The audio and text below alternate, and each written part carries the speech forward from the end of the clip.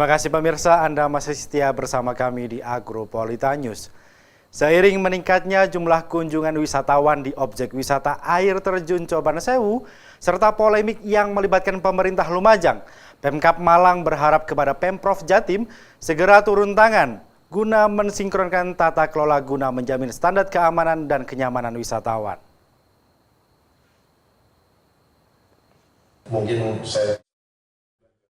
Kabupaten Malang mendesak Pemprov Jatim turun tangan dalam mengakhiri polemik pengelolaan objek wisata air terjun Coban Sewu yang melibatkan dua daerah.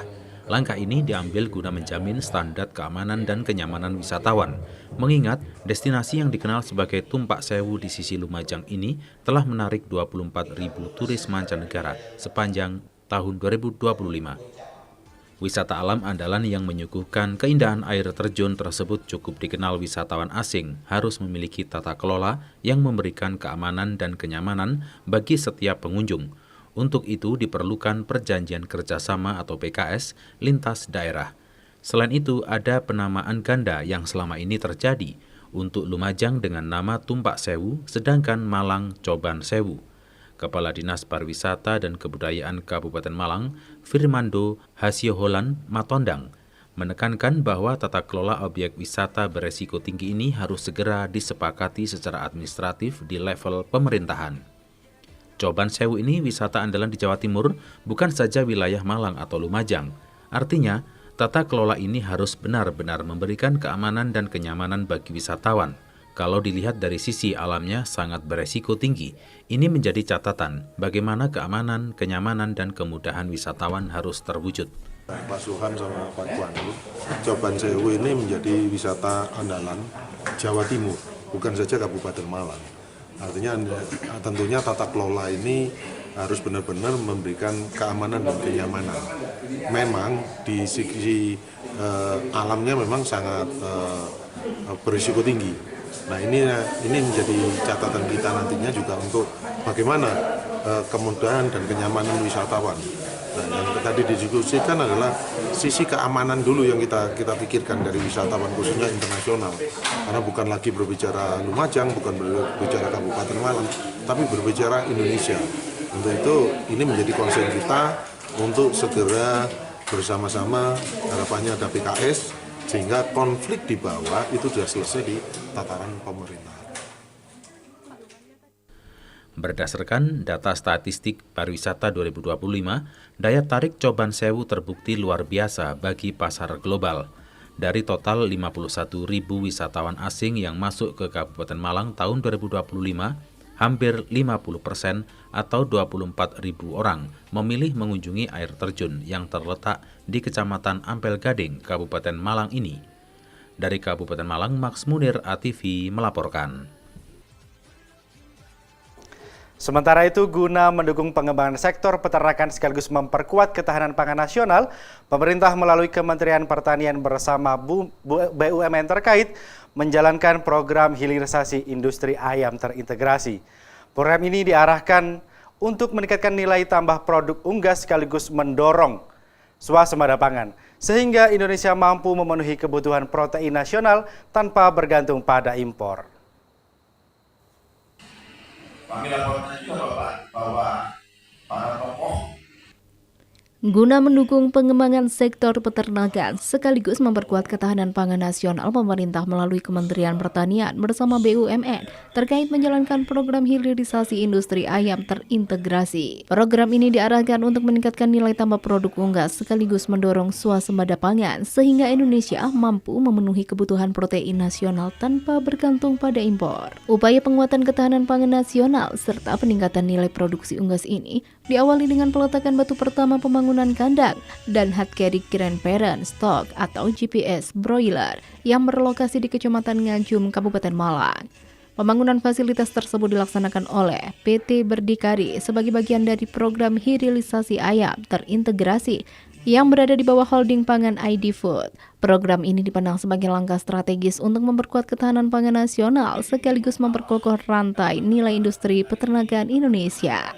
Fasilitas JPS yang dibangun di atas lahan seluas 5,6 hektar ini memiliki kapasitas 18.000 ekor JPS. Dari kapasitas tersebut, fasilitas ini diproyeksikan mampu menghasilkan sekitar 900.000 ekor parent stock atau PS, serta hingga 130 juta ekor final stock atau FS. PS atau parent stock yang dihasilkan nantinya akan didistribusikan ke berbagai wilayah di luar Pulau Jawa guna mendukung pemerataan produksi ayam pedaging yang berkelanjutan, efisien, dan berdaya saing. Pembangunan fasilitas ini dilatar belakangi oleh kebutuhan daging ayam nasional yang saat ini mencapai sekitar 5 juta ton per tahun, sementara produksi masih berada di kisaran 4 juta ton dan sebagian besar terpusat di Pulau Jawa.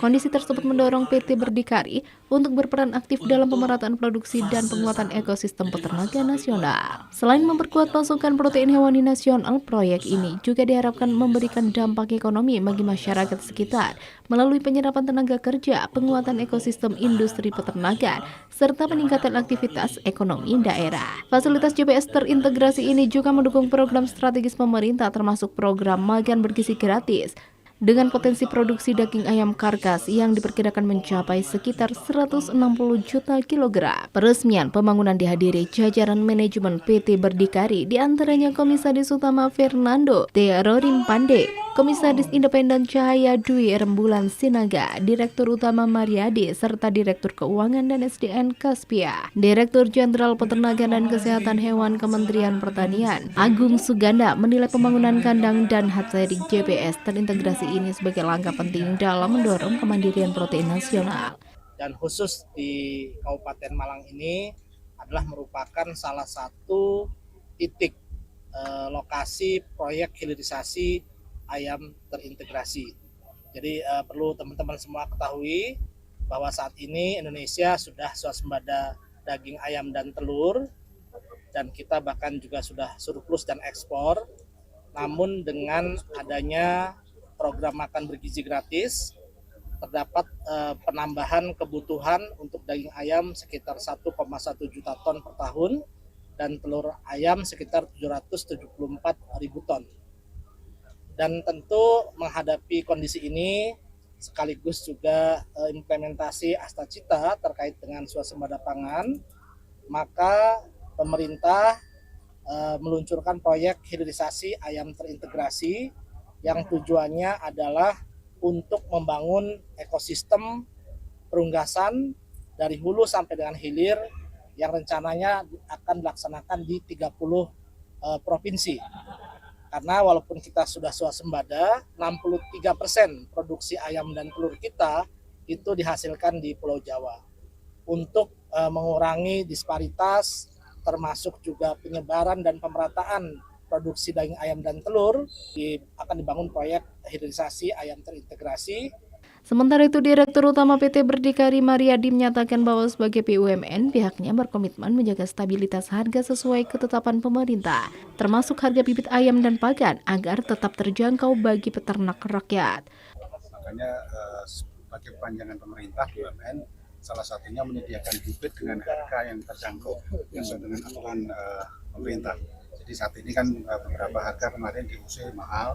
Nah, nanti dengan proses atau hilirisasi yang sudah kita rencanakan, makanya negara hadir lewat Berdikari dari aspek penyediaan DUC sesuai dengan harga-harga acuan yang menjadi ketetapan pemerintah. Itu salah satu bahwa kita perhatian atau kita peduli dengan masyarakat peternak bahwa harga di aspek DUC terjangkau. Kemudian juga nanti outputnya tadi disampaikan kami menambahkan terkait pakan, terkait yang lainnya, nanti secara harga karkasnya juga terukur lah, tidak terlalu mahal itu, sehingga terjangkau bagi masyarakat, terutama masyarakat kecil. Kenapa memilih Malang ini, Pak, dari Berdikari? Karena Malang kan di Jawa ini kan salah satu ekosistem ayam sudah terbentuk, karena kan di sini adalah produksi GPS yang merupakan bibit ayamnya, jadi perlu komunitas-komunitas ekosistem yang memenuhi syarat.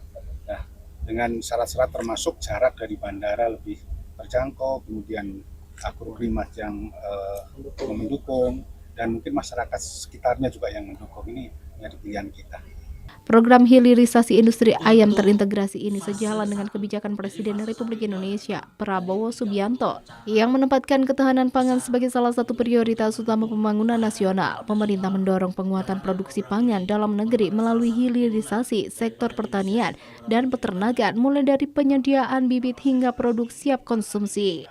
Langkah tersebut ditujukan untuk mengurangi ketergantungan Indonesia terhadap impor pangan strategis, khususnya protein hewani, sekaligus meningkatkan nilai tambah dan daya saing produk nasional dengan penguatan ekosistem peternakan dari hulu hingga hilir. Pemerintah berharap Indonesia mampu mewujudkan kemandirian pangan sebagai fondasi menuju negara yang semakin maju dan berdaulat secara ekonomi. Dari Kabupaten Malang, Anasa TV melaporkan.